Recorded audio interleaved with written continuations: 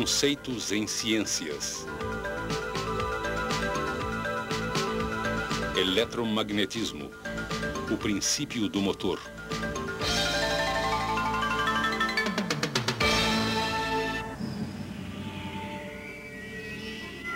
O ano é 2010. E na base lunar Alpha está sendo preparado um embarque de suprimentos para uma colônia em Titã. Os suprimentos foram carregados em uma cápsula especial que está entre um par de trilhos. Um computador liga uma chave e acelera uma cápsula rapidamente ao longo dos trilhos.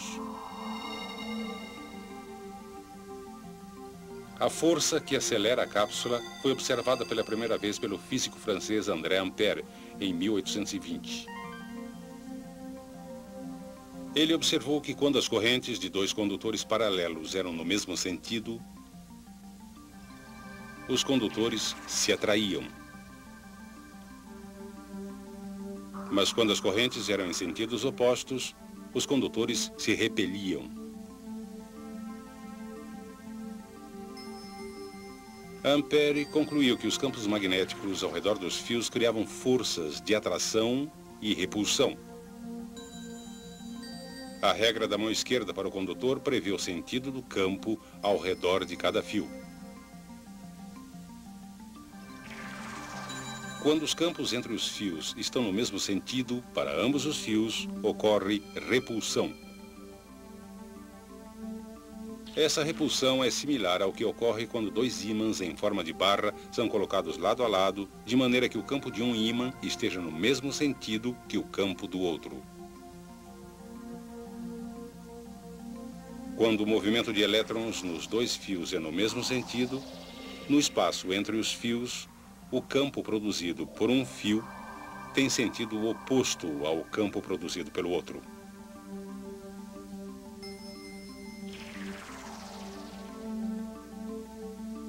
O resultado é que os fios se atraem. Novamente, isso é similar a dois ímãs em forma de barra colocados de tal maneira que os campos entre os mesmos tenham sentidos opostos. Esses princípios explicam o mecanismo usado para lançar a cápsula de suprimentos. O lançador, denominado canhão de trilhos, consiste de dois trilhos que podem conduzir valores muito altos de corrente. A própria cápsula de suprimentos também é um bom condutor. Quando o canhão de trilhos é ativado, uma corrente muito alta flui por um trilho, passa para o outro através da cápsula e retorna, completando o circuito. Devido aos campos que interagem, existe uma grande força tentando separar os trilhos, mas eles são fixados com segurança e não podem se mover. O campo produzido pela corrente que passa através da cápsula fica no mesmo sentido que o campo entre os trilhos. Isso resulta em uma força repulsiva que empurra a cápsula. E como a cápsula não é fixa, a força que atua na mesma pode impulsioná-la ao longo dos trilhos a uma velocidade cada vez maior.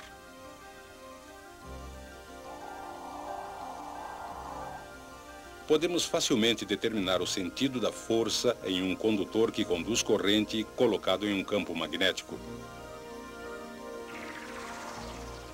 Se o fluxo dos elétrons for nesse sentido, o campo produzido ao redor do condutor irá interagir com o campo produzido pelos ímãs.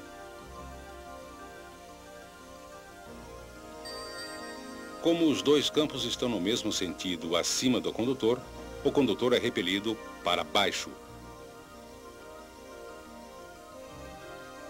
Se o sentido do fluxo dos elétrons for invertido, o campo ao redor do condutor também inverte. Os campos estão agora no mesmo sentido abaixo do condutor, e o condutor é repelido para cima. Chamamos este efeito de o princípio do motor.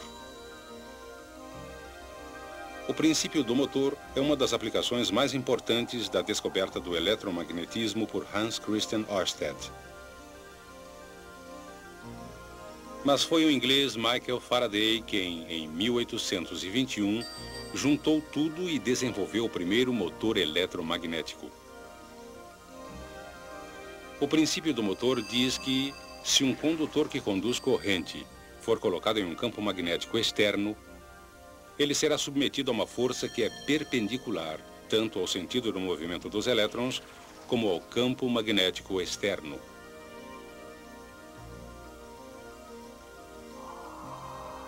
Determinamos o sentido da força pela regra da mão esquerda para a força.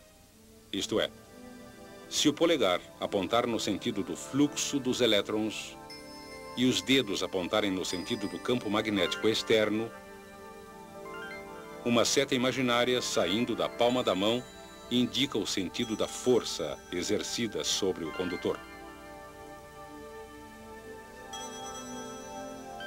Se a corrente for invertida, o polegar aponta no sentido do fluxo dos elétrons, os dedos apontam no sentido do campo magnético externo e a palma indica o sentido da força exercida no fio.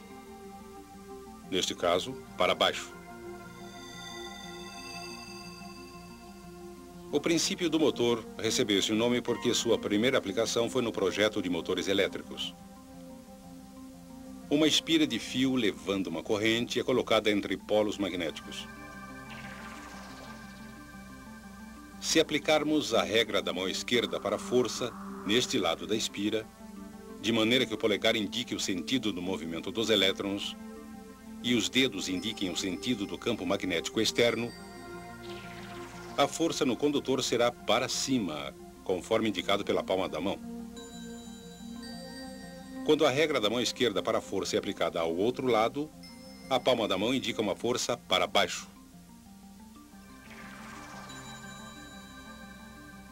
Essas duas forças farão com que a espira gire ao redor de um eixo, até que a espira esteja vertical. Se ele girar passando a vertical, essas mesmas forças irão interromper a rotação e retornar a espira à posição vertical.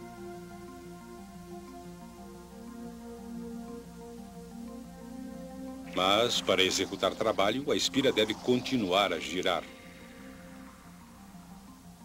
Podemos fazer isso com facilidade, dirigindo o movimento dos elétrons por um anel dividido, chamado comutador, que está em contato com escovas de grafite.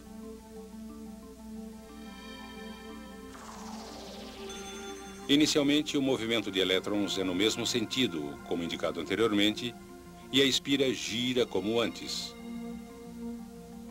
Mas assim que a espira passa pelo plano vertical, o comutador faz com que o movimento de elétrons se inverta.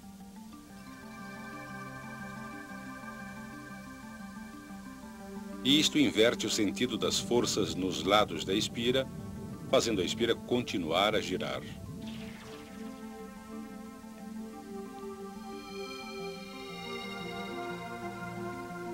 O comutador de anel dividido inverte o movimento de elétrons na espira a cada meia rotação, exatamente no instante em que é necessário manter a espira em rotação.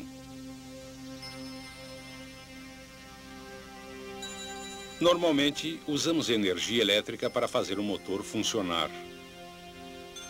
Mas poderíamos usar o motor para produzir energia elétrica?